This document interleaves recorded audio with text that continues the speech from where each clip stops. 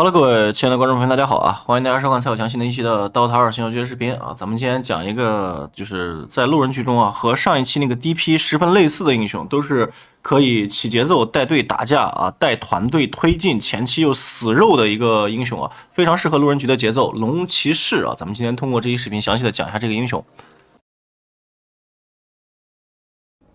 好的，来，咱们来看一下龙骑士的基础属性，它是一个力量近战英雄，成长3.6、2.0、1.7啊，这个力量成长还是非常不错的，3.6啊很高，58点的攻击力不错，2点的护甲略低，但是没有关系，它有被动啊，315的移速非常的快啊，它这个作为一个近战315已经非常快了。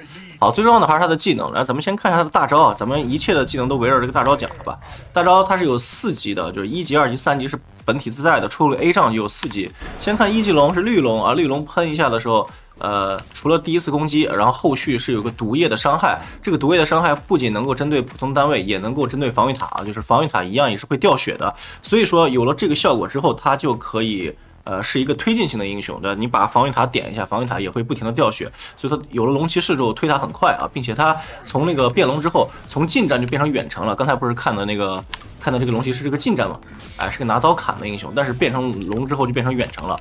好，来咱们来看一下2级龙啊，2级龙是一个红龙啊，2级龙，然后红龙的效果就是有一个箭射啊，就是一个大范围的一个箭射。咱们来看一下，我 A 这个小土豆，哎，然后你看这个这个谁，这个剑圣啊，它就不停的掉血，对吧？并且呢，你在2级龙的时候，你的主体的攻击的目标和次要的攻击目标都会受到这个毒液的影响。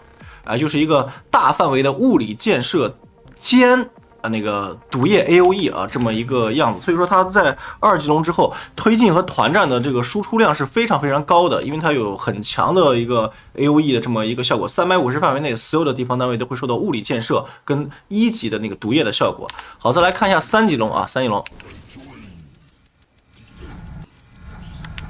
好，3级龙叫大冰龙，哎，冰龙。然后这个冰龙的效果就是说是除了1级的这个毒液，2级的箭射，还有3级的这个超强减速，然后那个是40%减速和40点的那个攻速降低，就是40移速和40攻速降低，然后非常的厉害。你看这个被建设到的这个剑圣，基本上就走不动路了，且它还会受到这个一级龙的那个毒液的影响啊，和2级龙那个物理建设的影响，非常非常的厉害。好，如果这个时候，假如你这个时候有了 A 仗啊，那就更厉害了啊！有了 A 仗之后，咱们来看一下啊，有了 A 仗之后，就等于说是你的龙就变成了4级龙，1级就是2级，2级就是3级，3级就是4级啊。就比如说我现在是点1级，这个时候变的龙就是红龙。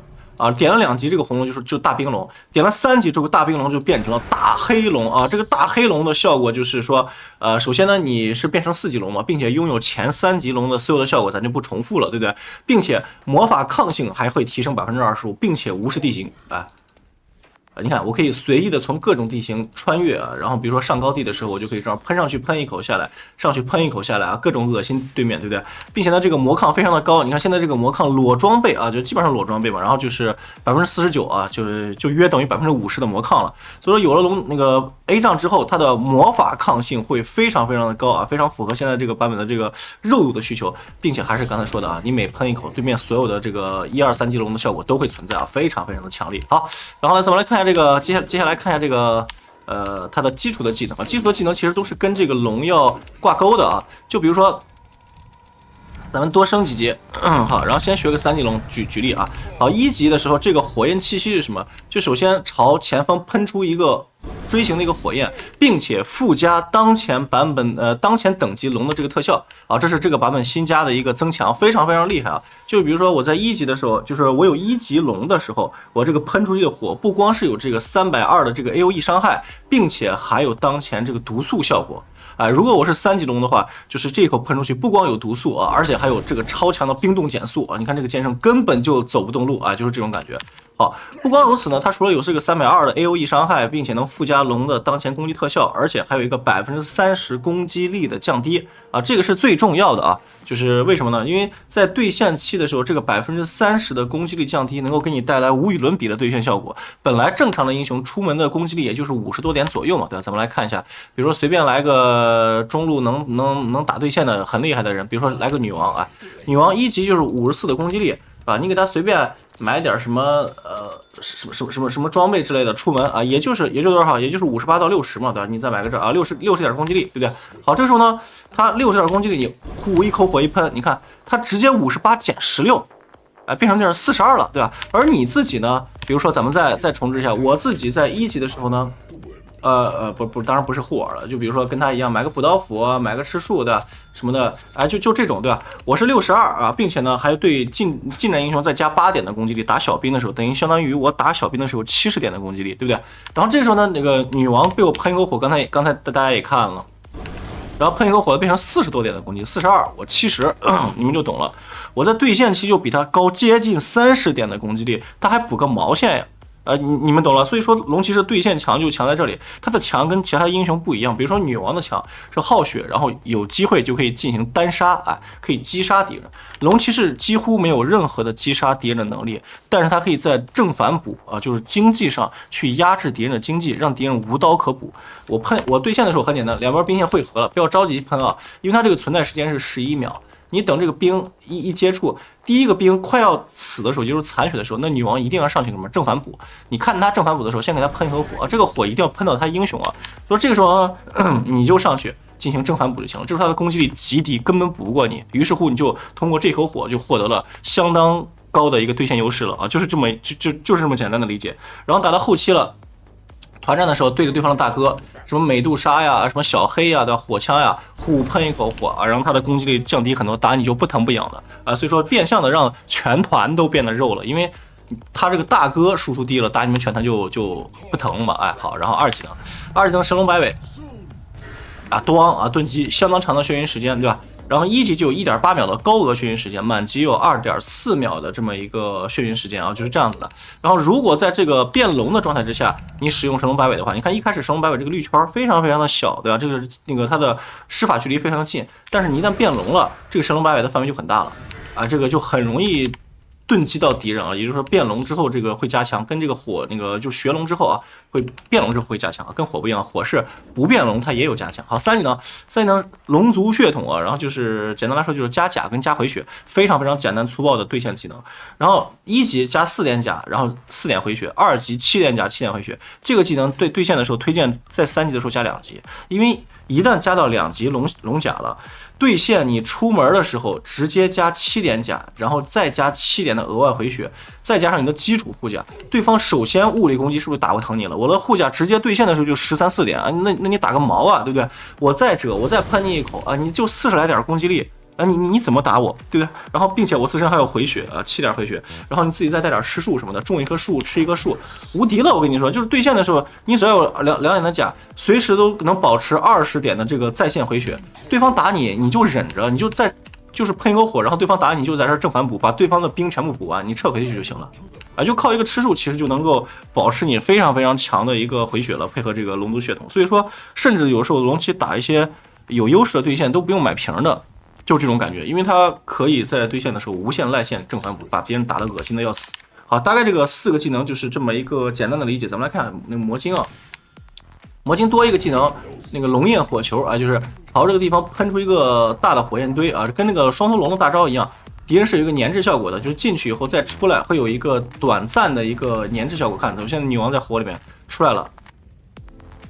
大概有个1.5秒到2秒钟的时间，这个还会持续伤害啊，每秒伤害75，相当的高啊。然后持续时间是8秒，然后这个近战的时候施法距离是600，远程就是变成龙的时候有1400码的施法距离，能喷的相当远，啪一下我在这儿对吧，就能把这个火喷到这儿。这个首先是一个打钱技能。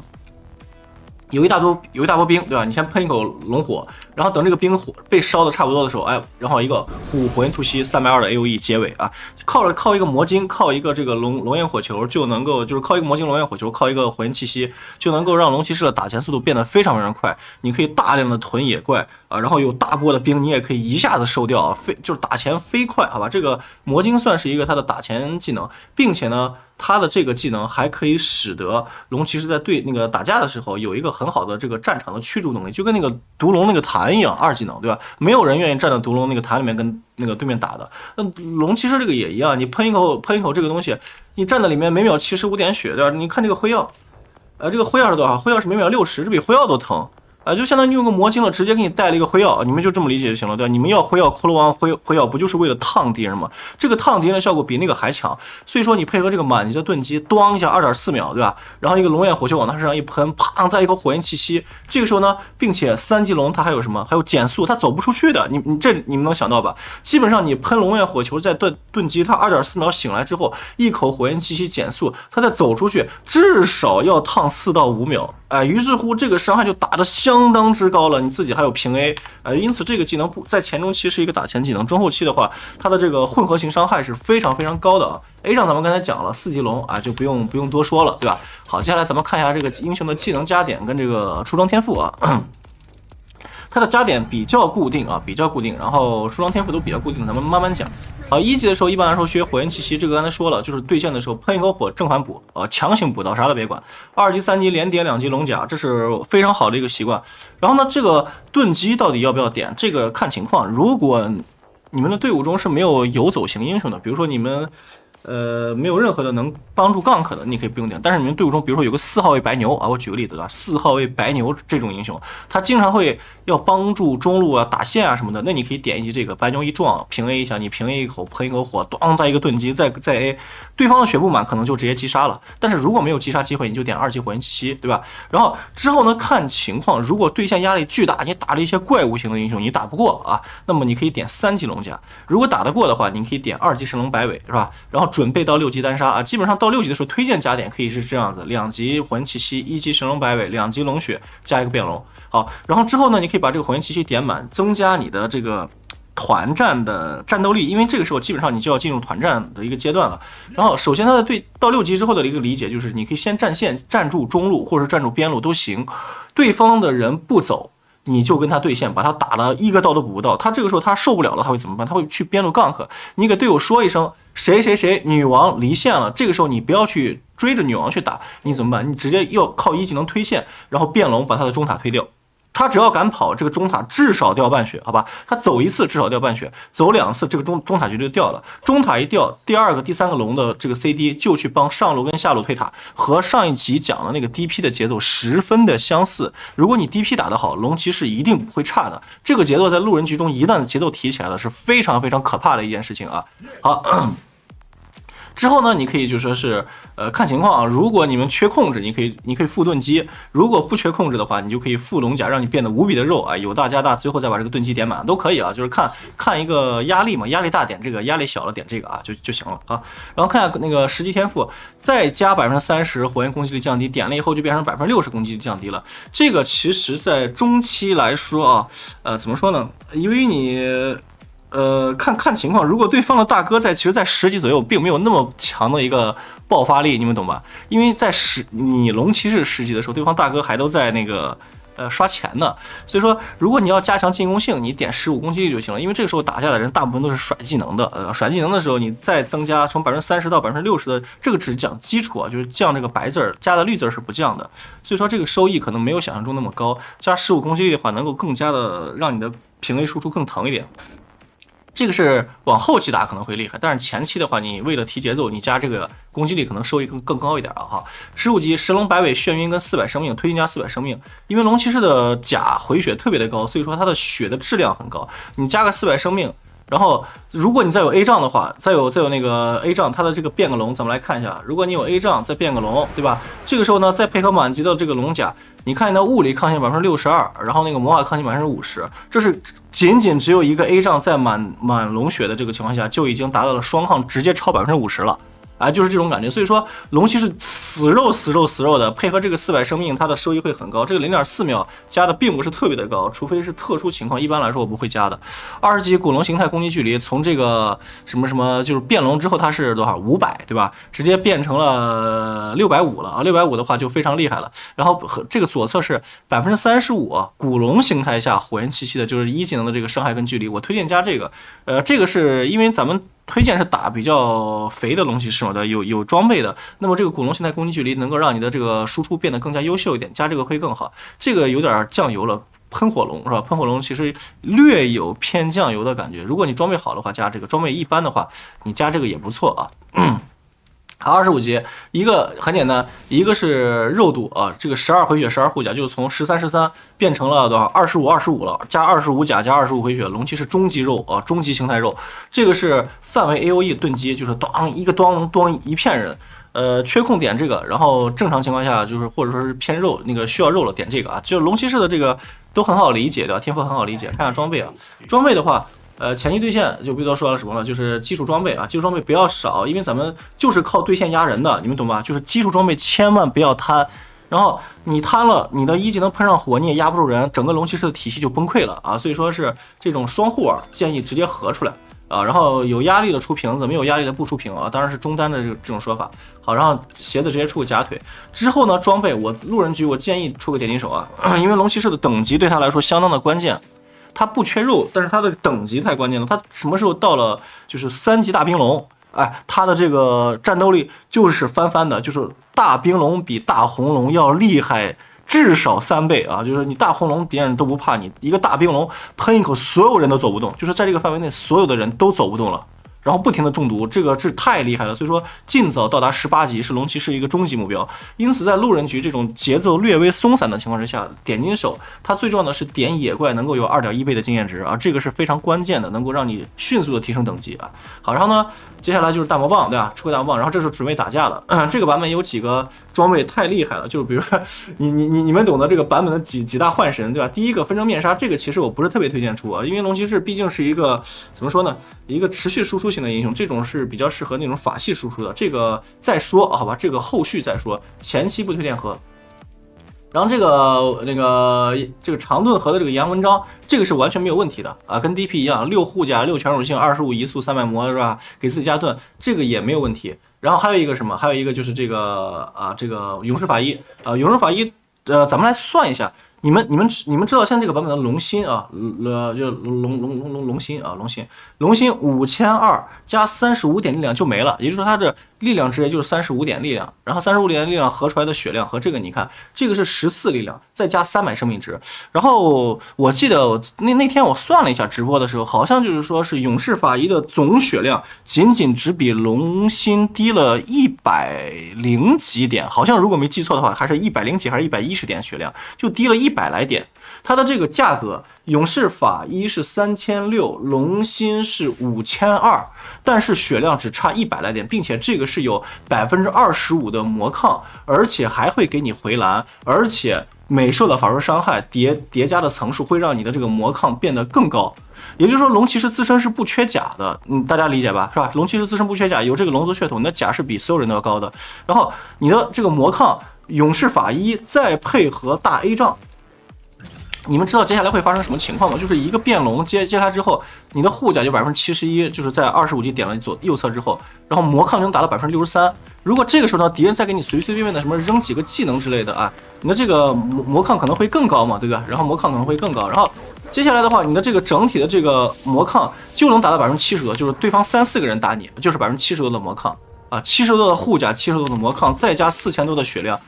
就是一个彻底的怪物啊，没有人打得动你的。这个时候你顶在前排，就是一个最坚固的肉盾啊，比什么钢臂兽都要肉，感觉就是太肉。这个龙骑士根本打不动的啊。有了这些装备之后，反正就是说根据对方的那个输出来定嘛，就是对方法系多了，你就补勇士法医。哎，对方物理输出多了怎么办呢？你就可以走西瓦，反正就是2选1，知道吧？就是版本答案，你们跟着出就行了。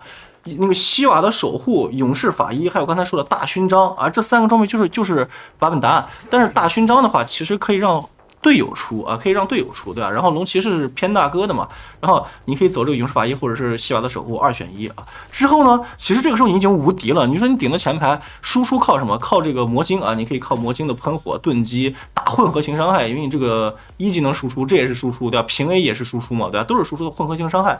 你要说打到最后了啊，确实伤害有点低了，怎么办？你补个大炮完事儿了，因为什么？你的 AOE 建设是可以暴击的。你暴击以后，所有的 AOE 都是暴击的，因为你是 AOE 龙嘛，你的就是不停的暴击，然后你把这个卖了啊，然后你说甲低是吧，或者说攻速低，你可以补个强袭，然后或者说这个版本的大引刀，哎，是不是？破被动，哎，然后什么那个，并且呢60攻击力，35攻速，哎，什么这个版本的输出装备都可以出，只要就是2个思路，第一，优先保证你达成一个根本打不动的前排肉盾，你就顶着前排无限推塔。敌方想要阻止你们推塔，必须把你杀了，但是他不杀你。他根本杀不掉你，对吧？杀不掉你的话，他的塔一定会掉，他就必须冲出来打。这个时候呢，他的火力输出倾泻到你身上，第一你死不了，第二你的队友可以无限输出。当你发现你死不了的时候，就是保证了自己的生存，再转输出就行了。非常简单粗暴的思路，你就可以获得一个无敌的龙骑士啊！行了，讲完了，接下来咱们看下实战啊，实战中龙骑士这个英雄到底是怎么玩的。好的，来欢迎回来啊！来，咱们来看一下这场比赛啊。这场比赛是那天我直播的时候打的这个龙骑士的这个第一视角，然后看双方阵容。阵容的话，我们这边中单龙骑3号位人马，大哥幽鬼，飞机莱昂双辅助啊。飞机辅助这个版本还是蛮厉害的，因为他那个大招的更改，封锁战场啊，混乱战场很厉害。然后啊，对面的话应该是大哥美杜莎、中单卡尔，然后或者是中单赏金，应该是中单卡尔我记得。然后那个3号位的话，可能是牛，可能是赏金啊，都行。对面的任何的人跟我打对线，都是怎么说，都是可以被我玩压的，除了这个赏金。赏金跟我打对线，问题就是他老偷钱啊，你又不能阻止他偷钱，对吧？你也打不伤赏金，其实是有点伤的。因此，如果是讲究一个分路的话，是应该让赏金来打中的。你无论是让美杜莎来打，还是让卡尔来打，都是补不到刀的，就这么简单。就只要你的基本功过关，然后。让那个卡尔跟美杜莎打龙骑都是得不偿失，就是不可能有一个好的发育的。让赏金打的话，虽然说赏金可能也从龙骑士手下抢不了多少刀，但是呢，他能够保证他不停的抠这个龙骑士，不停的偷他钱，恶心他啊，都是可以的。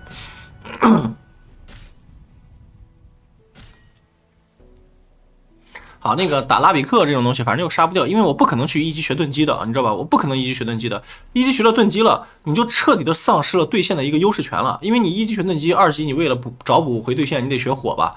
你这时候一学火，你到3级的时候才能学1级甲，然后对方就能打疼你了，这个就不对劲了，你知道吧？这个就彻底的不对劲了。所以说，千万不要为了什么，哎呀1级看看能不能找机会杀一下拉比克，学了个盾击端一下，结果导致整场对线的时候1、2、3、4级完全丧失了主动权，哇，那个可太亏了！千万不要捡了个芝麻丢了西瓜啊，那个确实不行啊。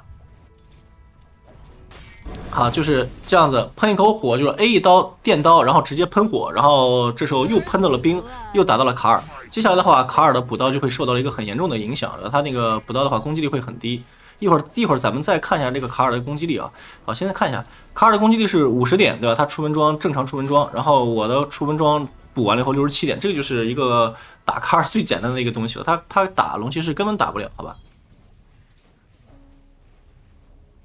然后出门装的话，就是补刀斧吃圆环什么全套，然后接下来就补护耳就行了啊，补护耳。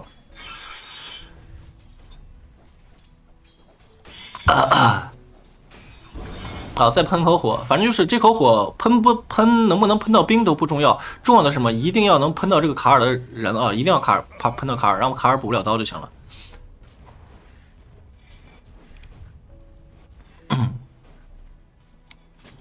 好，然后1级的时候先买一个这个护耳，然后买一个加特手套，因为龙骑士的这个基础攻击间隔略低啊，然后导致电刀的时候其实是有点不舒服的。现在我打这个游戏特别喜欢就是先买这个就是护耳配那个买假腿配件啊，先买这个护耳，哎不是呸，先买这个加特手套。买了加特手套之后呢，第一优势了，你可以合点金手，对吧？然后正常情况下你可以用它来电刀啊，非常舒服。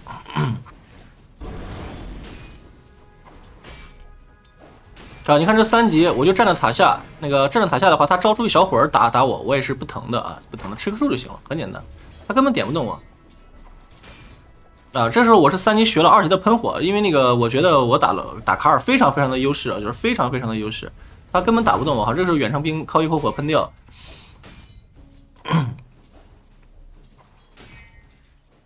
好，你看这个时候补刀，然后13-6，对吧？卡尔的话，卡尔是7-2，其实这个时候已经压住了嘛。我13-6，他7-2，然后会随着等级的提升，我的装备的提升，它变得越来越难补了。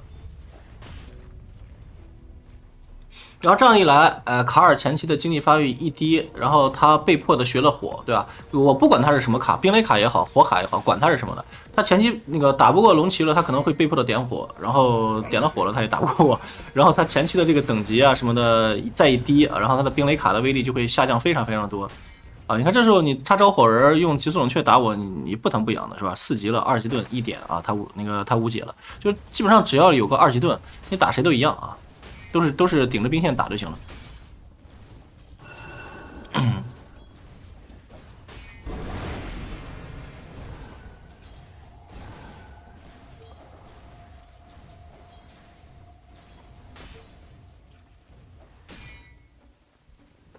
好，看一下经济啊。然后这个如果是压力大的话，你可以把这个加速手套合成那个什么，合成那个假腿啊。如果你压力不大的话，你就直接是出点金手都没有什么问题。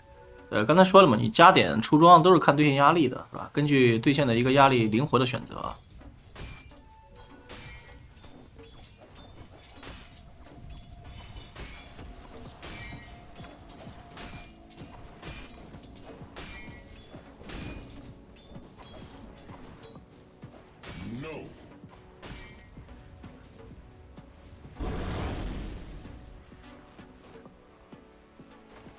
好，然后我感觉压力一点都不大，是吧？毫无压力，然后是直接出了个点金手。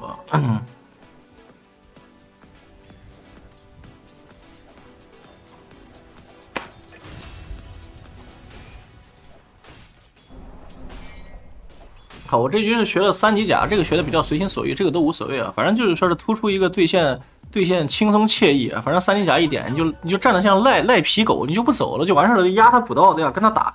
然后有的刀补刀，就说补刀并不一定是什么正反补全收，不是这样子的，有的时候叫毁刀，你们懂吗？就是说你虽然说没有反补刀，但是它也没有正补刀，这就行了啊，并不是说刀出问号，那个确实很难的。但是呢，如果你是我没有正补刀，他也没有反补刀，这就行了，对吧？就是不是我没有反补刀，他也没正补刀，这就行了。那反正吃不到钱就行。啊，就像这种对吧？你恶心他，然后让他补不到刀就完事了。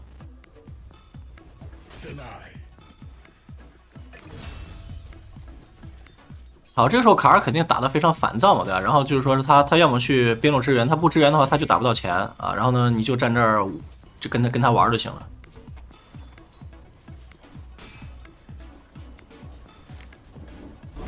然后你看这一局我出的这个装备其实就是一个玩的装备，因为直播嘛，他打的比较随意一点。如果你是比如说你打一些你必须要赢的比赛啊，是吧？你就要赢，那么你就双护耳加假腿。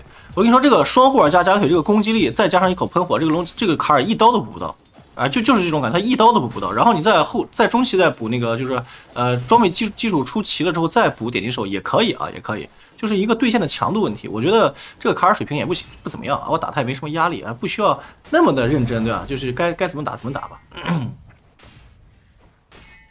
你看这个卡尔已经打得不想玩了，他已经他不会了，因为他补不到嘛，对吧？然后又不停的被反补，然后一些本来能补到的刀，虽然说我没反补掉啊，但是呢他也补不到正补，就很恶心。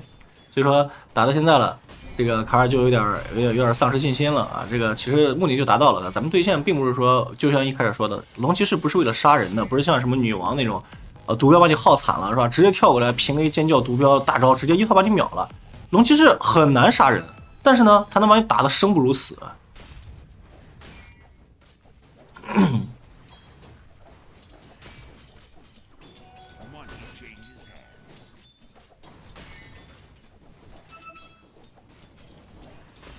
Dire's courier has been killed.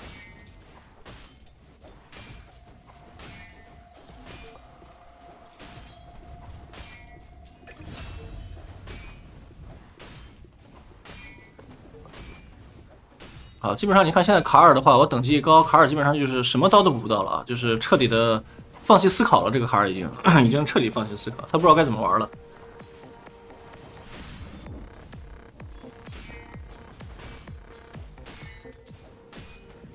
龙骑士简单吧，对吧？轻松惬意的英雄们。好，人飞机过来帮个忙，但是他那个血量其实挺高的，我又杀不掉他，就不杀他了。好，然后现在点金手来了，这个时候其实你7级有点金手了，是可以考虑方案2了，就是方案 A， 对吧？就是第一步是什么？就是对线无限压正反补。第二，你有了基础等级了，该干什么？推线，然后去变龙耗塔。就像这一波，对吧？变龙耗塔。耗塔的那个其实很简单，就是你把塔点一下，只要点一下，这个毒液就会一直存在。你去 A 的时候啊，就是刷新这个毒液，并不会叠加毒液，你懂吧？就是每一次 A 塔掉25，它这么掉。然后呢，你去 A 3下，它也是掉25。所以说一般来说就是 A 一下塔，然后呢去补兵 ，A 一下塔补兵，就是这种感觉啊。看我回来 A 下塔啊，再出来补兵，这是龙骑士最标准的耗塔节奏。再回来 A 一刀，再去补兵啊。然后呢，跟卡尔二塔对线。你别过来，连经验都别吃啊！就一开始是不让你吃，不让你补刀，现在你是连经验都别吃啊！然后这时候开了一个塔防，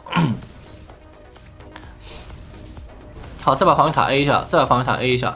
这个龙骑，就基本上龙骑士在对线的时候，就是这个2步走啊。第一步就是无限的压胜反哺啊，第二步就是推线去靠这个龙骑士的这个变龙去耗塔。你看顶着塔耗一下血 A 一下就行了。好，他给我放极速冷却，我就出来嘛，对吧？然后继续补兵，就是这种感觉。然后你看这个塔的血量。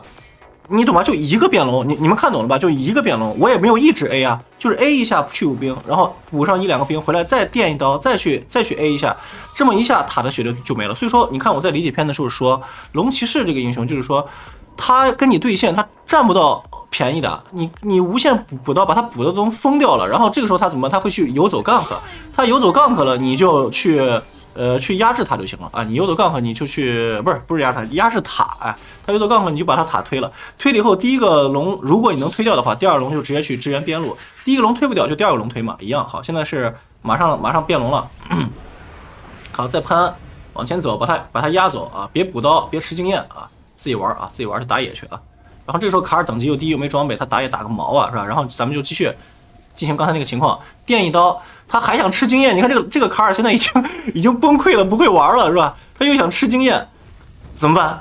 好，再把塔补掉啊，平 A 一下，直接盾击，平 A 喷火死掉。啊，他虽然说开了极速冷却，但是身上挂了那个毒素 buff， 他会死的。啊，这个时候这卡尔就彻底就别玩了，就是卡尔可以退了啊，就一句话，打了10分钟对线刚结束，卡尔可以退了。你看这个6000的经济，我给你看一下这个残忍总和。我是5100，卡尔多少？2900。我一个人单人对位压了他有多少？压了他有2200、2300的经济，就是10分钟单人对位压了他2300的经济，然后再推掉一塔又给全团分这个经济的钱，所以说这个钱打完了，对面就可以退了啊。这一局他是无论如何都赢不了的。这个他龙骑士打很多英雄其实都是这种感觉，在路人局大家的基本功都不是特别的强悍的时候，或者对线的细节都不是特别强悍的时候，大部分人都不会应对龙骑士，啊，就是你这么打他们就不会了。所以说非常适合路人局啊。为什么职业比赛局中选龙骑士选的不是那么多呢？因为大家第一有应对，就比如说你被压了怎么办？你可以叫酱油啊，对吧？酱油一个不够就叫2个呀，2个他就蹲中了呀，是吧？或者说是什么？那个他们的基本功过关会通过各种什么那个拉线呀，对吧？用技能补兵呀，各种各样的东西来来跟你打。好，这时候牛头直接交大，卡尔陨石推波，赏金又来了，3个人是中路，是把我杀了，问题不大。这个时候就是开直播打的比较随意一点，这个时候就说正常你们打是什么？就是应该是有龙骑士大招 CD 了，对吧？直接去劣势路把劣势路解放了，这么一来中路一解放，这个优势路不用管啊，因为你把那个那个中塔一推，劣势路的上塔一推，直接整个对方的大片野地全部就沦陷了，对吧？然后你在这个地方点个眼，或者这个地方点个眼，你就推线推到2塔跟前，然后往野地转，他们这片整个地图就丧失了领土权之后，你爱怎么打怎么打。就是正常来说节奏是这啊，只不过就是就是开直播啊，打的就是吹牛逼，对吧？就说测试一下龙骑士的肉度，哎，看看他能够扛住多少伤害啊！我就在他2塔跟前打啊，是吧？他来几个人能把我杀了，就是闹着玩呢。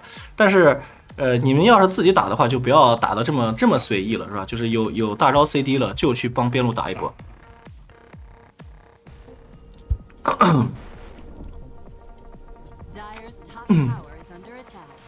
刚才那个塔前的那个眼应该是龙骑士自己插的，就是龙骑士不是那个应该是卡尔自己插的，卡尔在我们塔前插了一个假眼，那个就是应该是跟队友吵起来了，然后把他自己打的心态有点崩溃啊。啊，这个时候其实就太嚣张了，你看地图上漏了一个美杜莎，漏了一个牛头，其实这个时候对面的人肯定都在啊。好，卡尔也来了，这个时候应该是死了。好，然后人马开了一个大招，卡尔是推波陨石，然后怎么扭一下，然后莱昂过来救一下，哇，莱昂这个插没插到，问题不大。然后我还是这个就是打得太浪了，你们看着学就行了啊。然后这时候配合人马是杀了一个拉比克，不过是卡尔这个天火是砸到我了，卡尔天火砸不到我，把我杀了，问题不大啊。好，然后对面是4个人抱团，然后我们飞机过来了是吧？飞机过来牛头一个走大，幽鬼落地啊。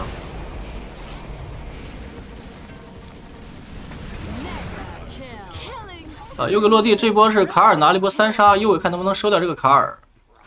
Radiant's top tower is under attack. 啊，好像收不到了。让他看那个标，给了一个骨灰盒，应该是烫死的，给骨灰盒应该烫死了。 Unstoppable. Double kill. 啊，这边打了一整轮啊，打了一整轮，什么赏金、拉比克都死了，然后这边打了一个人头互换啊。这几波其实就是我打太浪了，大家不要学这几波，这几波就是一个反面教材，对吧？直播瞎逼搞。然后我一看对面的伤害组成，这个赏金的话，它就是一个灵霞赏金嘛。既然灵霞赏金，它肯定不是一个那个，咱们接下来说重点的了，认真讲课了啊。就是灵霞赏金，它肯定不是一个以去平 A 人去打爆发的那种啊，它不是物理赏金，所以说它是甩技能的。卡尔一定也是个甩技能的，对吧？拉比克一定也是个甩技能的。牛头啊，牛头他一定也是个甩技能的，对吧？打3连的嘛，对吧？然后就剩美杜莎不用管，美杜莎永远都是一个弟弟啊，他没有任何输出，他肉归肉，但是他没有任何输出，所以说这个时候呢，这一局第一件直接起这个勇士法医，这个就是根据对面的阵容的构成来决定自己的装备的啊，就是对面的阵容构成是一个以法系输出为主的一个体系，那么第一件勇士法医能够让你变得无敌般的肉，根本打不死。好，然后咱们浪了1-2波，现在正常打了啊，这现在开始正常打。说一个小细节，如果你这个时候变龙，然后吃这个分身符，分出来的就是3条龙啊。如果这个时候呢，你有瓶子装瓶，先变龙，再用这个瓶子里的分身符分出来就是3条龙。如果你有分身符，分出来是3条龙。但是如果你是先吃分身符，分身符再变龙的话，就是一个龙2个人啊。所以说就是3条龙看着非常厉害。好，这时候不闹了啊，不跟对面嘻嘻哈哈了是吧？然后直接开始推进。其实这个时候就是早都能这么推了，就10分钟啊。当时不是把卡尔打的那个已经精神崩溃的时候，然后就可以上来了。然后呢，第一条龙呢，就是第2条龙的变身打了中塔，第3条龙变身打上塔，第4条龙变身打下塔。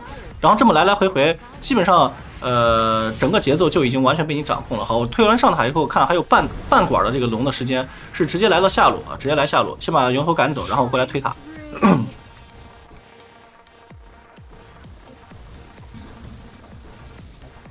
因为龙骑的这个龙的存在时间是很长的，它不像 DP 那个大招时间略短，对吧？你这个时间很长，你完全可以在那个上塔推完了以后再来到下塔。好，这时候1条龙推2塔，哎，对吧？这个就是节奏嘛，所以说就是你不跟对面嘻嘻哈哈了，对面就没有任何的机会。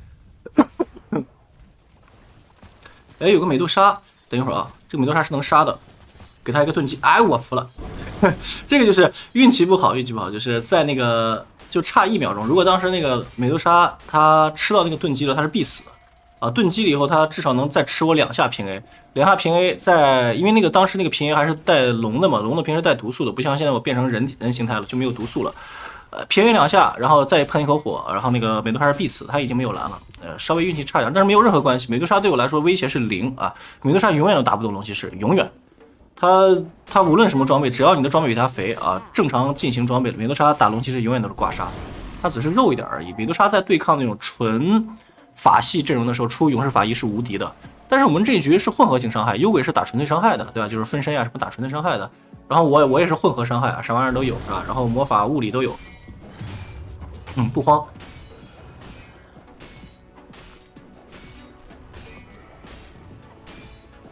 好，这时候那个一波龙是推了上下2个塔，然后3个外塔全掉完了啊。接下来的话，看情况啊，看情况。其实这个路人局打的比较松散嘛，一直就是它比较松散。如果是你是开黑的话，你就可以叫队友继续抱团推，就简单来说就是继续抱团推。不过唯一的问题是那个牛头的跳刀好了，你们稍微要注意一下站位，就稍微站得松散一点，你人马别吃大招。然后我一个人单顶塔，咱们说一下正常的打法，就是我一个人单顶塔去推塔。然后这时候呢，如果牛头要跳大我3连了，那个人马及时开个大招，然后把我先拉扯出来。然后这时候人马反身进场，哎，然后去打一波团战就完事了。好，这是来一个跳插。啊，我是有勇士法医的，你看这个牛头就十分的不理智，刚才把我杀开了，还想杀我，还想杀是不是？哎，你看我吃了多少伤害？卡尔一套技能，什么拉比克、赏金加牛头3连全部吃满啊，然后没死，甚至还能反打啊，甚至还能反打，这个美杜莎甚至还被我杀了。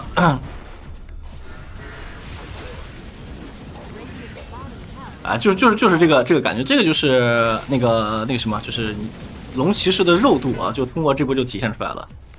就是你出个勇士法医就非常肉，幽鬼落地落的稍微的有一点点快了，他应该等那个对方的技能放完了，就幽鬼落地这个切入啊，就是你不要 Radiant's middle 对方一动我的时候，哗，幽鬼就落下来。这个时候同理，对面是 AOE， 你幽鬼落太早了会吃 AOE 的。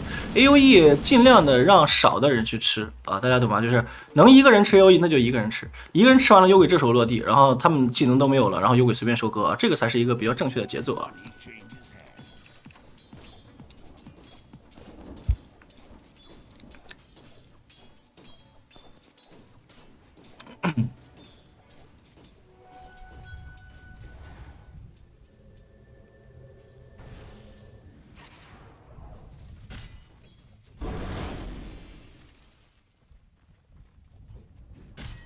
好，下线出一仗，因为现在那个有了，现在等级已经很高了嘛，15级啊，等级高，然后有了法医了，再配合 A 仗，然后你就当个前排肉盾就行了，前排肉盾，然后顶住对面的第一轮火力输出，然后对方打你，也就有人有新手总担心输出不够，龙骑士的输出不是够不够的问题，是他要推塔，咱们理解篇讲过，是他要推塔，他推塔。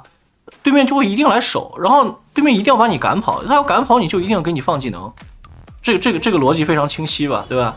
他给你放技能了，他的输出就浪费了，因为给龙骑士放技能就纯属输出浪费，然后你出肉度就有保证了，你不死这个塔一定掉，哎好，然后过来自己买个针眼，把他对方的这个地方封锁的眼去排一下，就叫队友过来跟我推就行。幽鬼单刷钱，幽鬼自己玩自己的，反正他有降临嘛，他随时可以来，然后他单刷钱，然后我跟队友来推塔。啊，这是说一个东西啊，这个汉字的这个英雄名又改回来了，可能很多新手当时第一时间改了以后，他当时第一天确实是没有这个功能的，然后后来应该是大家给威社投诉啊，就说是凭什么把这个取消掉了，然后威社也是把这个又重新加回来了，大家可以重新改名字了，有名字看着还是舒服。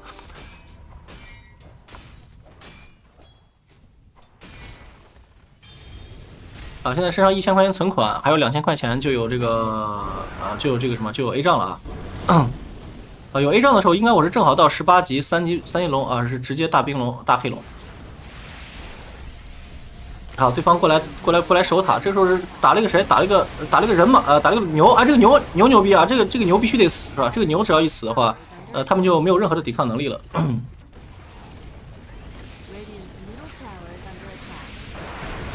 好，雷昂是单抓到了一个赏金绕后想上标记啊，这时候牛头一死赏金他们就没有任何的防守能力了，直接推就行了。推完了，这个时候推完了可以选择啊，不算了，我们这个阵容打盾太慢，我们这个阵容是毫无打盾能力的，盾的话只能守，不宜打的话只能等那个等级高了再说。好，幽鬼来到中路去推一下中线啊，推一下中线。但是这个时候龙骑士的变龙马上结束了，然后大概每一次变龙结束就有40秒的 CD， 这40秒的 CD 得耗一波兵，因为一波兵的持续时间是30秒，就30秒刷一波兵嘛，得等到下波兵才有龙，得跟他们周旋一会儿。龙骑士的节奏其实讲道理啊，要比 DP 快很多。DP 的大招 CD 是略长的，龙骑士的大招 CD 非常非常短。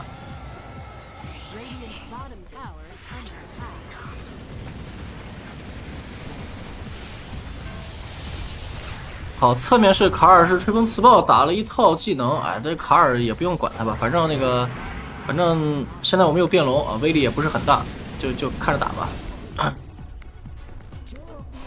好，你看美杜莎打我根本就一点血都不掉，然后就继续推，我给队友说我龙骑士变龙好了，这时候发个信号说我的变龙好了，继续推，go。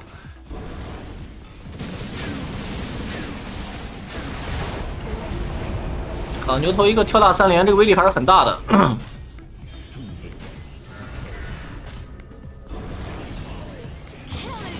飞机是一个导弹打到了牛身上，先把牛赶跑。这个时候不慌啊，我们还有谁？我们还有一个飞机火，就剩我一个人活着了。好，这时候杀掉了拉比克，不要管那个美杜莎他根本打不疼你啊。然后牛头的这个血量还是比较低的，我看一下有没有机会杀。不是，你这个牛头真不走啊！他真以为能杀我呀？我根本死不了的这个时间点。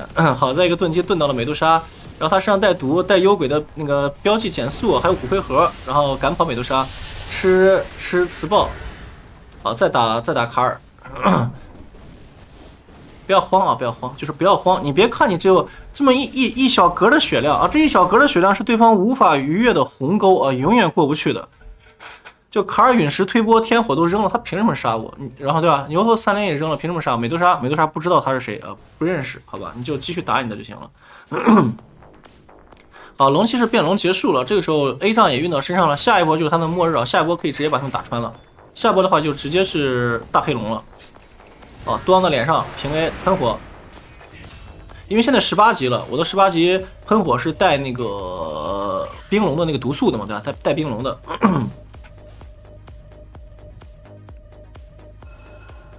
好，给队友说还有10秒钟有大招啊！你看这个节奏是不是感觉比 DP 快很多？但是它的威力是没有 DP 大的。有人那就问，那它龙骑士跟 DP 的区别是啥？DP 的输出要比龙骑士高很多很多。就是从输出端来讲 ，DP 的输出是爆炸高的，龙骑士的输出是很温和的，但是龙骑士节奏快，肉度高，能顶前排去持续推塔。哎，这是他俩的区别。根据你们队伍的需求来选择龙骑或者 DP 2选1。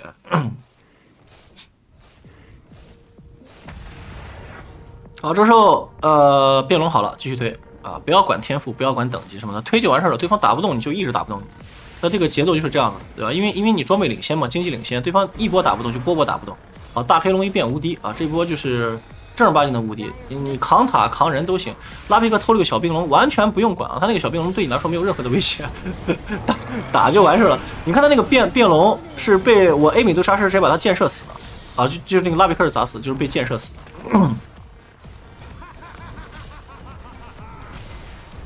好，然后直接往高地上顶。 Middle tower has fallen. Dire's middle tower is under attack.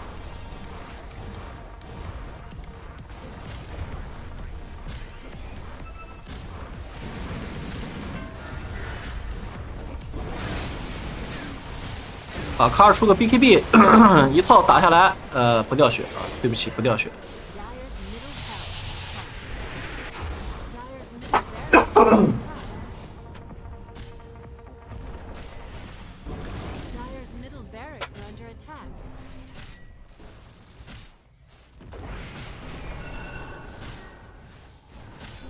Dire's middle barracks are under attack.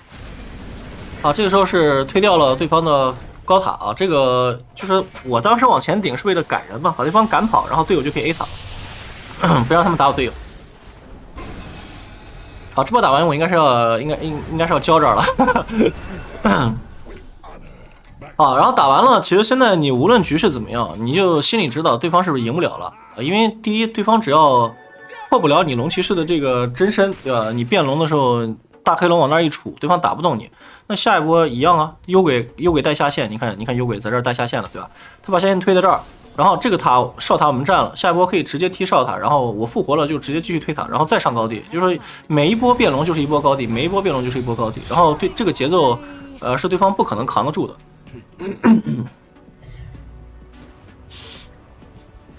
Radiant structures are fortified.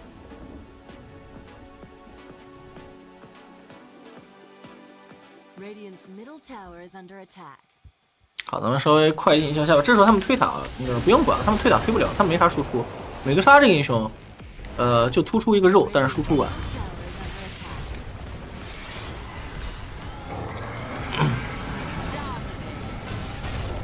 好，牛头一个跳大了一个幽鬼，这时候大幽鬼干嘛呀？下一件我准备出 BKB 啊，就不给对面任何机会了。这个 BKB 一出就是不给机会了。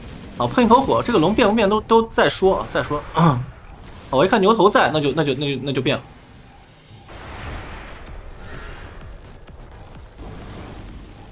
好，我这个喷火当时也擦到美杜莎了，那美杜莎应该是走不了的。 这不是这个美杜莎还想 A 我，不是你 A 我干嘛呀？你 A 我干嘛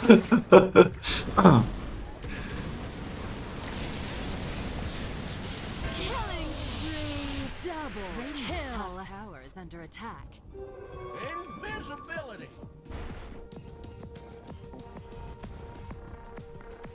好，直接跨越地形，然后飞到对方2塔处。哎，幽鬼你不是幽鬼刚是来中路打架来了，这个线没有推上去。 哎，雷阳好像看到了一个人，看到谁了？看到牛头了！哎，牛逼牛逼！啊，就是这个时候，只要喷他一下，他就不可能走了啊！就是跟刚没收你的鼻涕一样，喷一下就再也走不动了。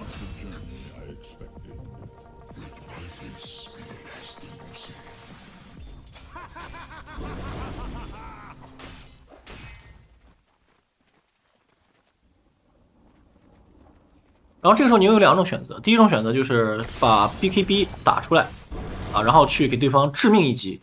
其实也不用了，我觉得就直接推就行了，就是也不要打的那么严肃，对吧？那么上头，打的随意一点，轻松一点，玩嘛，对吧？游戏不就让人玩的，把游戏都整的跟考试一样，是吧？一个步骤都不能错，是吧？1秒都不能耽误，哇！太累了，那种游戏输了你就会很沮丧，真的那种游戏一输你会很沮丧，就是打的随意一点，轻松一点。好，24进场，好，对方的第一波技能打完了，对方就已经输了，对方就不可能赢了，对方第一波技能已经交完了呀，他们输了，就这么简单。好，远处打掉了冒牌的拉比龙啊，然后继续追着美杜莎 A， 美杜莎打我们所有的人都不掉血。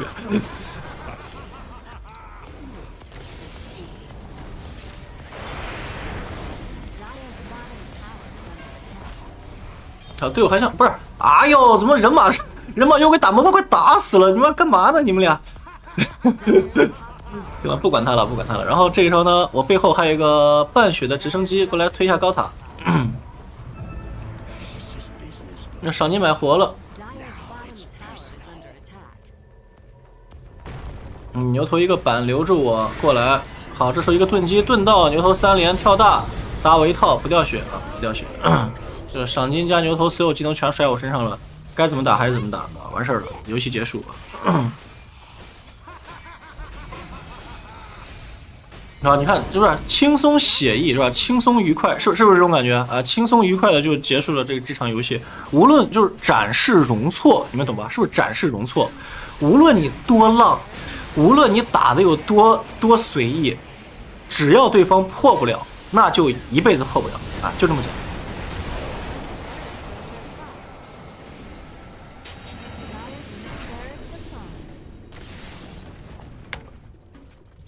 好，然后虽然说死了，但是还是那句话，那下一波怎么办嘛，对吧？下一波怎么办？还是一种等死的这种局势，对方只能通过买活是吧？技能全甩来打一个根本打不死的人，来苟延残喘是吧？没有意义啊，没有意义，无法解决核心问题啊，核心危机永远解决不了，就等死就行了。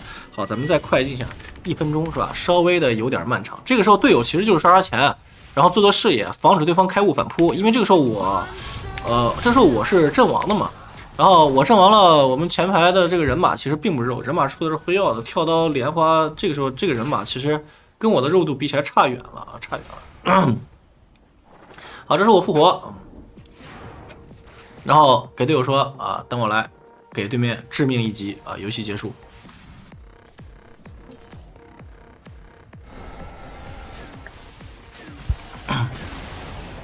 就大家玩游戏玩的轻松点，不要把天梯分这个东西看得那么的重。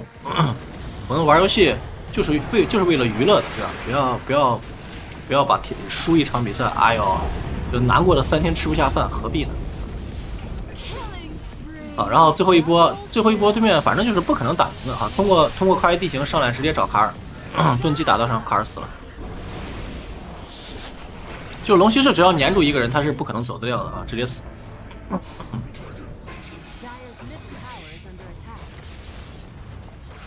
好，喷那个高台塔，就是左喷右喷，左喷右喷啊，左喷一下右喷一下，让2个塔同时都挂上这个毒液的这个 debuff， 然后就行了，2个塔很快就都掉了。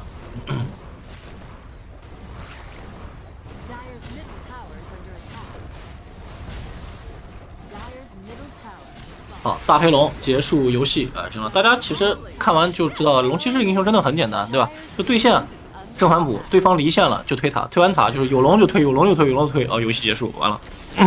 相信看完大家已经彻底学会龙骑士这个英雄了，对吧？高容错快节奏啊，无限肉啊，就是输出有点低，但是呢，输出靠队友打就行了嘛，你们还有4个队友呢，所以说队友缺输出了选 DP， 队友不缺输出了选龙骑，行了。